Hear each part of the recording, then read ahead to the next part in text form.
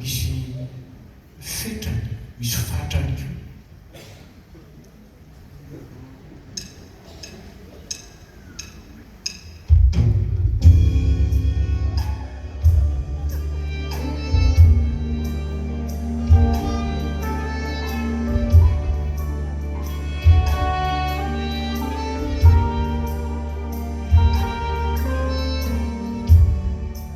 Kaizako tokoa ialahy amin'ny fomadio ividianana toaka tapany i mamoko anio. Aza saina ialahy miresaka fa tsy tantiko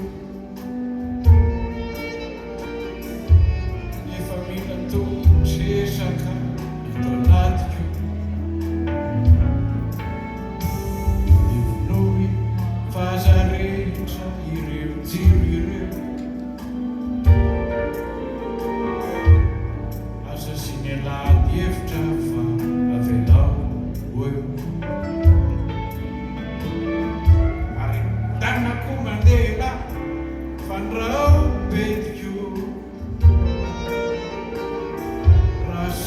Sena reny ialahy ny retiretiko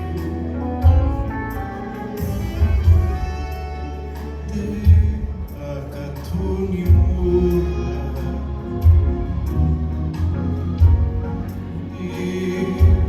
varavarany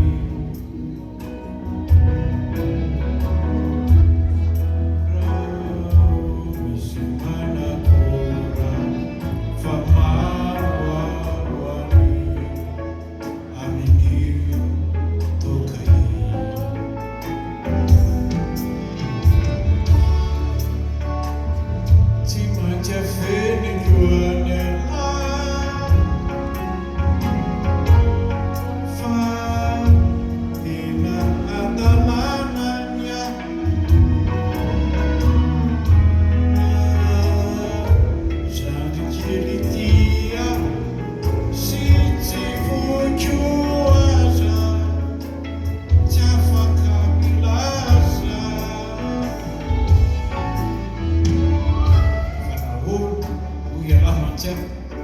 no isotro ianao sao dia mba manimban-tena fa tsy vory zao. Tsy afaka nilaza marina zay antony fa rehefa tsy hivity moa tsy misy antony.